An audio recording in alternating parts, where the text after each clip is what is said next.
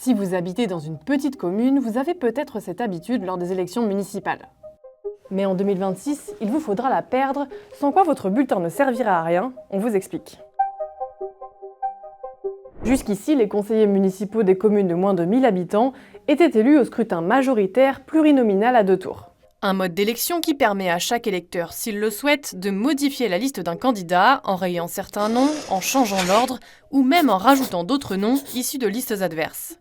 C'est ce qu'on appelle le panachage. Dans ces conditions, ce ne sont pas des listes complètes qui sont comptabilisées, mais les suffrages sont décomptés individuellement pour chaque candidat.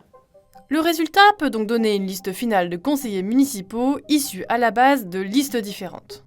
Sauf qu'en 2025, la loi a changé. Les élections municipales dans les communes de moins de 1000 habitants s'alignent dès mars 2026 sur le scrutin de liste proportionnel à 2 tours, déjà pratiqué dans les plus grandes villes. Désormais, partout en France, les candidats devront déposer des listes paritaires alternant un homme et une femme, ce qui du coup met fin aussi au panachage. En votant pour un candidat en mars, vous voterez donc pour l'ensemble de sa liste.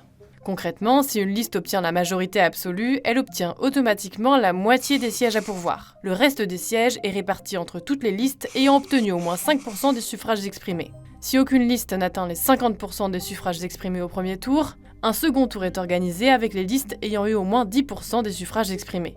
Bref, pas la peine de venir avec un stylo dans l'isoloir, votre bulletin risquerait d'être considéré comme nul au premier coup de crayon.